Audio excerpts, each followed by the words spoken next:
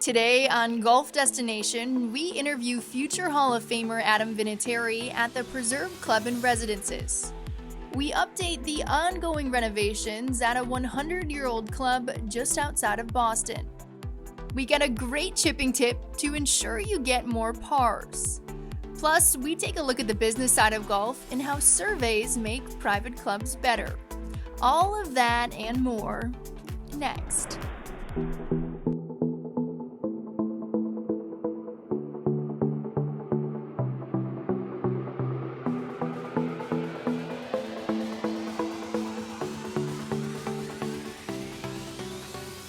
Hello and welcome to Golf Destination. I'm your host Meredith Gorman, coming to you from the sociable DGI Communications Studios just outside of Boston. Adam Vinatieri made numerous clutch kicks during his 24 years in the NFL. We sat down with him at the Preserve Club and Residences and learned that some of his preparation on the gridiron translates perfectly to the links. So I used to golf a lot pre-kids. When the kids came around, I kind of started coaching a little bit of their stuff. Hard to justify a 4 to 6 to 7 hour round of golf on the weekend when my wife had the kids at home. So when they got old enough to come with me, I started bringing them with me. But I think there will be a time where when they get a little bit older and away, I'll be on the course a lot. Handful of rounds. That's all I get in the summertime. I'm embarrassed to say that right now. I do some charity events and I go out and golf with my kids every once in a while, but that time will definitely come. I would say my mid-irons are probably my best part of my game. I can hit a drive a long way and sometimes it's straight, but it's not always there. My putting is not the best most of the time. You know, can I hit a putt here and there? Absolutely. Every once in a while, my putting game's pretty good, but I would say my mid-irons, my 140 to 170 yard iron shots are usually pretty good. Football is a very stressful job at times, and the kicking position in particular is about 90% mental. So for me, I always tried to practice like I played. So I'd try to add extra stress in practice. I would never go out just to go through the reps. Hey, I need to kick 25 balls and then get out of here.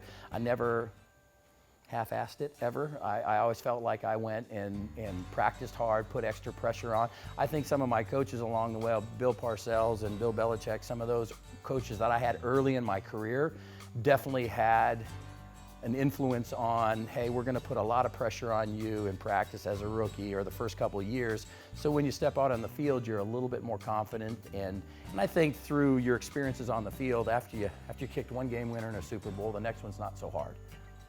Right. I mean, there's a ton of stress, but you just have to be able to focus in and not worry about everything and everybody around you and just really concentrate on your job. And if you can block out all the exterior stuff, then you're going to be a lot more successful.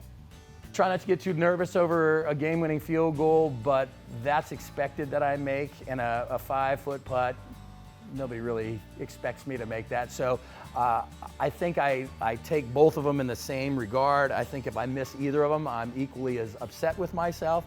But stress level, definitely kicking a field goal, just because if I miss the putt, I tap in for a bogey and walk away.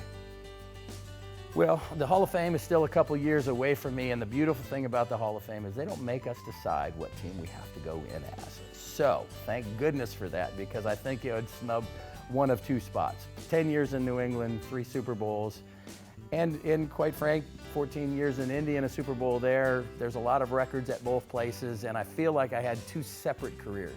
You know, I mean, I really do. I think it would be very disrespectful for me to snub either one of them, so I'm going to invite both groups to join in the celebration if I get there, that is, if I get there. It's going to be a celebration of a lot of different people from 2 different organizations.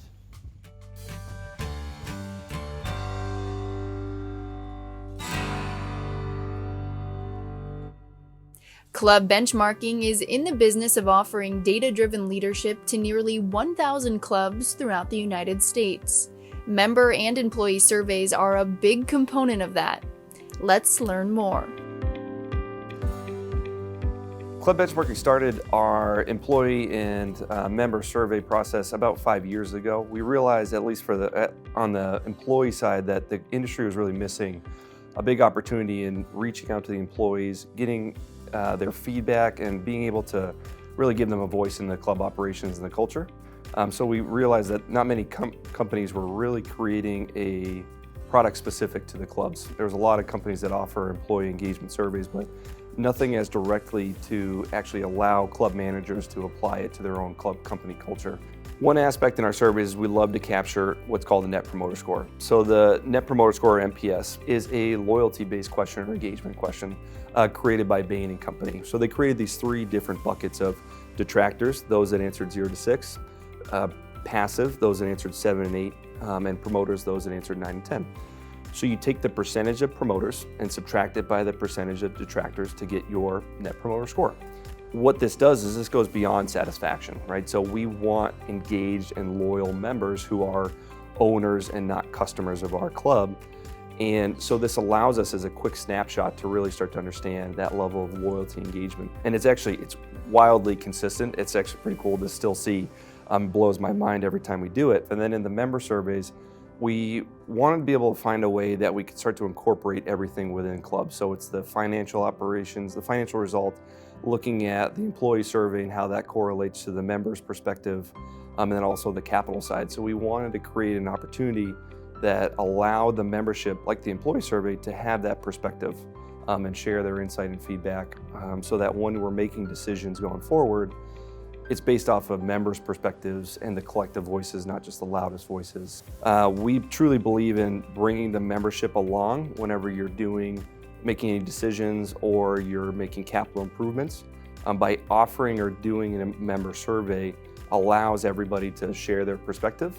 It's a powerful tool when you get over 50 to 60% of the membership to really share their insight. It's a feedback-rich environment, right? Membership loves sharing their perspective. So the more that we can get their involvement and engagement on anything, the easier it is to kind of move forward with certain things and remove that hearsay or those pet projects or those rumors. So it's an incredibly powerful tool when you actually are able to engage and capture everybody's perspective going forward.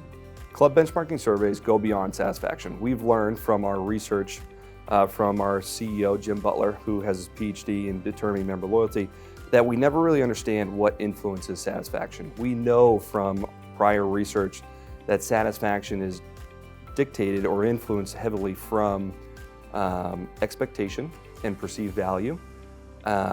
So being able to first understand what our members' expectation is important, to be able to actually understand where we need to go with satisfaction, and then going beyond satisfaction, because it's about the member experience and we want engaged members.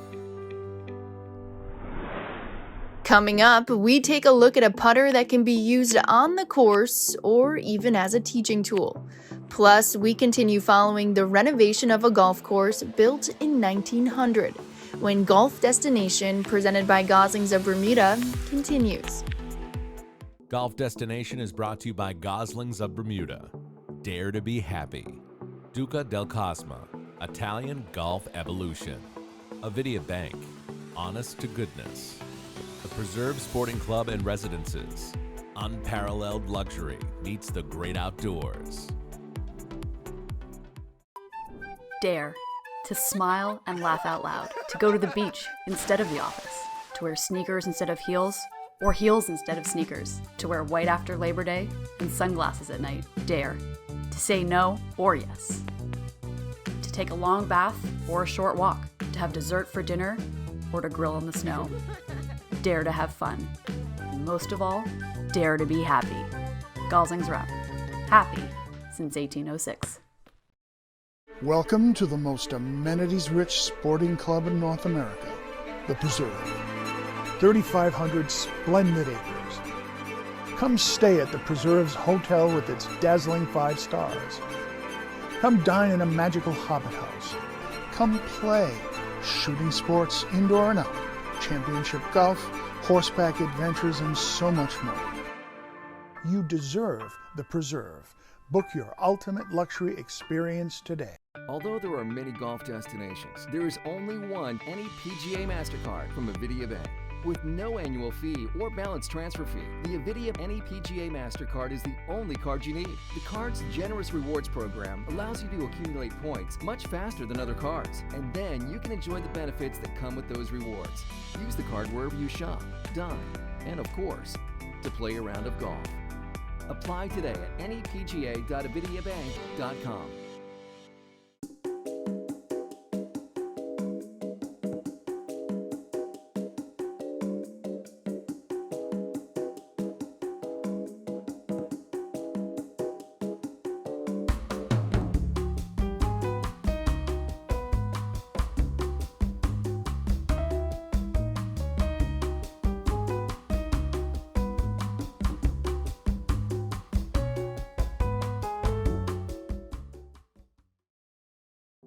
Golf Destination is brought to you in part by Goslings of Bermuda. Dare to be happy.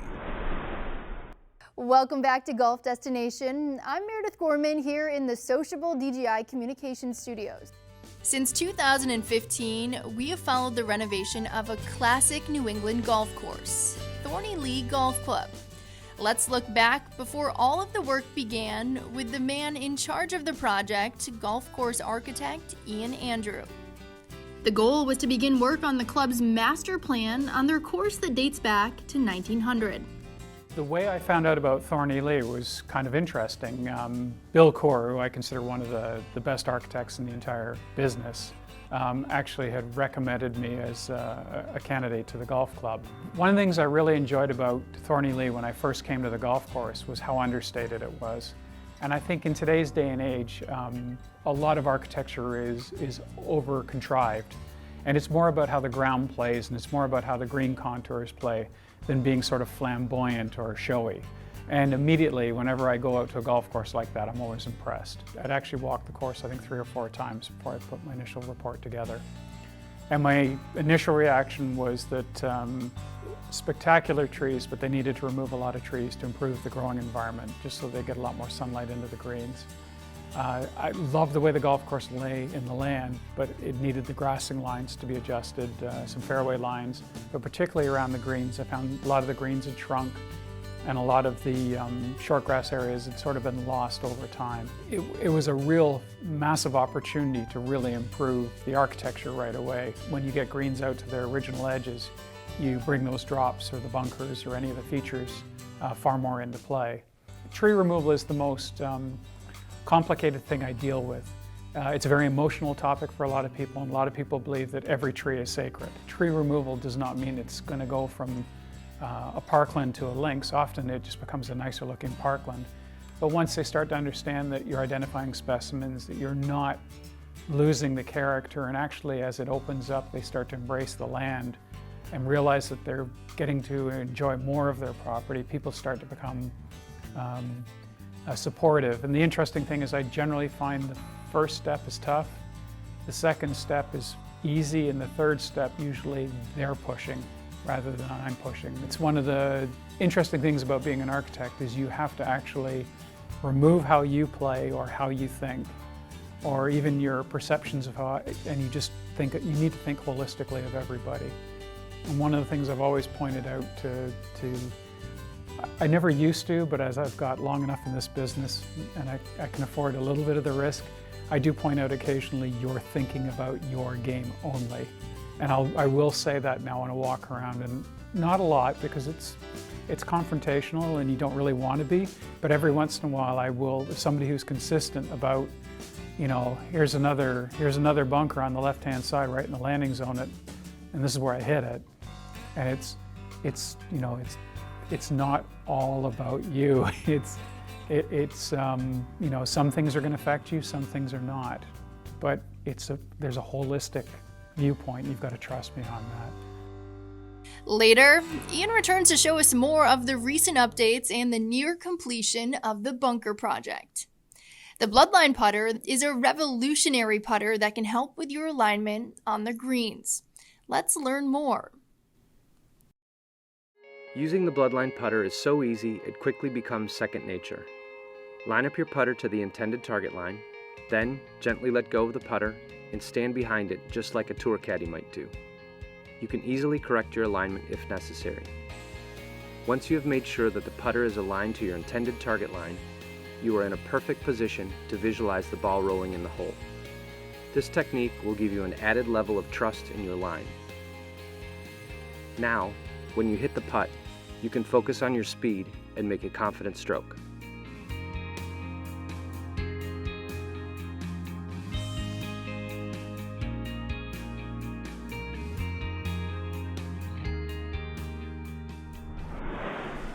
Next, we return to Thorny Lee and show you some of the dramatic changes on the course as the master plan is near completion. And later, PGA professional and social media star Christina Ricci joins us for tips on chipping.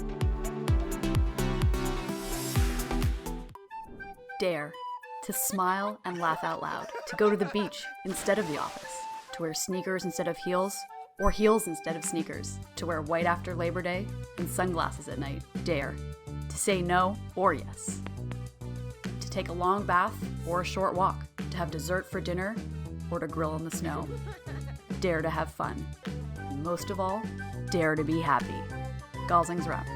Happy since 1806. Welcome to the most amenities-rich sporting club in North America, the Preserve. 3,500 splendid acres. Come stay at the Preserve's hotel with its dazzling 5 stars. Come dine in a magical Hobbit house. Come play shooting sports indoor and out, championship golf, horseback adventures, and so much more. You deserve the Preserve. Book your ultimate luxury experience today. Club Benchmarking Capital Reserve Study arms you with a precise chronological roadmap of capital requirements and associated costs. Our process includes a thorough financial analysis, in-depth staff interviews, and an on-site inspection to evaluate, document, and prioritize your club's capital repair and replacement requirements over a rolling 20-year timeline. Club Benchmarking, your partner on the path to data-driven leadership. When you support the WeMet Fund, you're not only supporting kids who have dreams and desires to obtain a higher education, but also kids who have these core values of golf instilled in them in such a way that it'll allow them to succeed.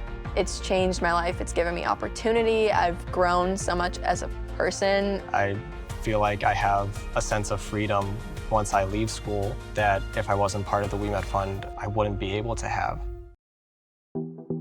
This segment is brought to you by the Preserve Sporting Club and Residences. Hello and welcome back to Golf Destination. I'm your host Meredith Gorman from the sociable DJI Communication Studios just outside of Boston. We met up with Ian Andrew as the master plan and bunker project at Thorny Lee Golf Club nears completion. When I'm thinking about a golf course that I'm working on, I tend to begin with history. I tend to lean on history. It's something that's really important to me. But it doesn't mean I don't consider change. And the changes sometimes are minor, like they are here. Really, they're going to be fairly minor from the original. But occasionally you end up looking at holes where they don't function quite the same way as they used to. And you end up having a look at, can I take the elements that used to make those holes and move them down fairway? You try to do that, but the whole key is if you're going to do that, you have to hide your handiwork. If you can't fool somebody, then you're probably not going to pull it off. It'll always feel like a renovation. So the major projects or the major goals that we have are the tree removal, which has been done, and that's to open the golf course up and open up the views and open up the playing corridors, options. Then the work that was intended to follow that always was the bunker work. And with the bunker work, it's returning the history, returning some of the strategies that have been lost. We're even shifting a few bunkers or adding a few bunkers to add a little bit more decision-making in play. And then after that, it's working on the grassing lines, just trying to get the golf course to play exactly how we want it to play. If we want a ball to run out a little bit or if we want some chipping options. Those are really the three main goals of this. So the bunkers are more than just designing bunkers, it's more than style. In this case, what we've done is built a much better bunker than probably anybody was going to be able to do in the last, up until about 10 years ago. So essentially what we're doing is, it's like the tree removal. We're just trying to put the growing conditions and the playing conditions in the best, giving all the best possible details we can, and then you can just up your quality of your golf course and your playing conditions. So what's interesting with this project is, while it was very historical, play has changed in some cases. So when you take the 7th hole, we actually put back the original bunker scheme at the green, which has created short grass on the left-hand side, and it's going to have a huge impact on how the hole plays. Before it used to be, you played short, you hit your flip over top of the fronting bunkers, and now you've got lots of options. With the 15th, we pulled the right-hand side bunker in, so it's more relevant to the modern game. It's the same shape, the same style, but what we've done is we've moved it, because in the past you may have hit a ball over top of it and used the fairway in behind to run it in. Today's day and age, at this distance, this is more of a aerial attack to that green site. It also keeps you honest about not favoring the right-hand side and just essentially bailing out. And then occasionally we've added a few things. We did add a fairway bunker on the 15th. We've added another one here on the 7th. On the 7th, it's just to keep you honest, because we did some tree removal, but we unfortunately lost a couple of key trees that we were trying to keep. And then the bunker keeps everybody honest without sort of playing very wide and still having a pretty clear avenue through. Still ahead, the founder of MorePars.com, PGA professional Christina Ricci, joins us for tips on chipping.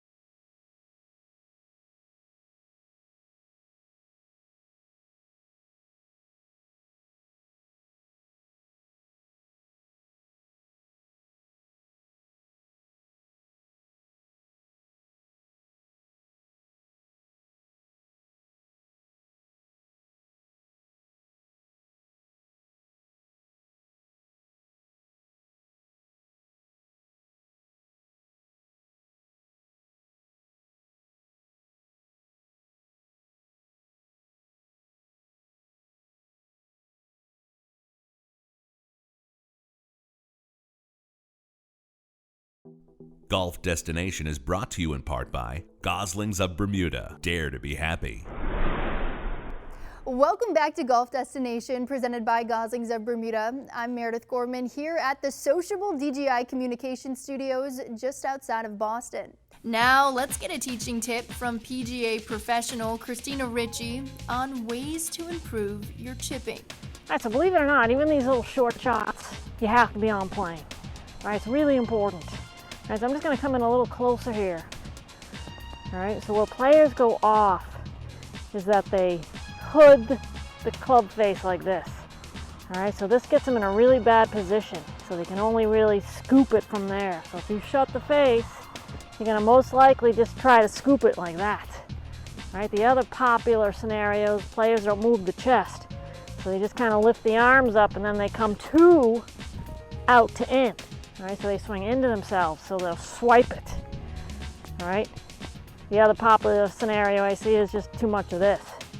All right, so then players get off plane by just kind of chopping at it. All right, instead, we got to move the chest. We got to fan the club open a little bit so we get the toe up. All right, that's really important around the green. You don't want a shut face around the green. All right, so let the club fan open, and you do it with your little forearm rotation. Just a little forearm rotation, just a tiny bit, to get this club in a really nice position. And then from here, you drop the club. All right, you don't want to rotate and drop, because then you'll come over the top with your chip shot or pitch shot. All right, so you want to turn the chest, add a little bit of forearm rotation to get this club face in a good position, and then from here, boom, just drop it straight down. All right, let gravity drop it down. All right, we're not initiating with our lower body here. Our legs are here to support. All right, so the sequence is very different than the long game. All right, so we turn our chest, and then from here, drop.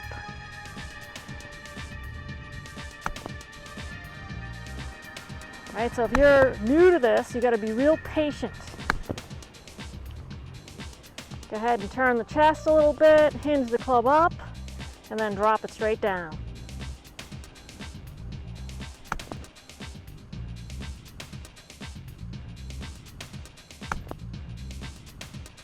We hope you enjoyed today's show, and if you want more information, visit our online hub at golfdestination.tv.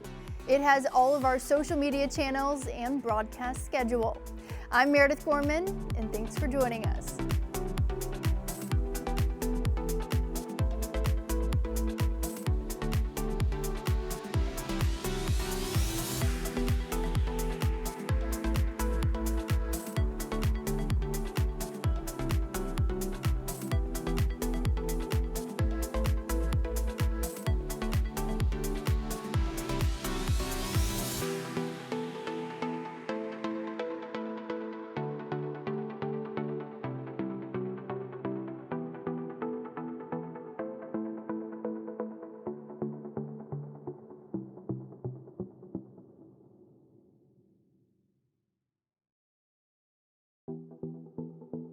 Golf Destination is brought to you by Goslings of Bermuda. Dare to be happy. Duca del Cosma. Italian Golf Evolution. Avidia Bank. Honest to Goodness. The Preserve Sporting Club and Residences. Unparalleled luxury meets the great outdoors.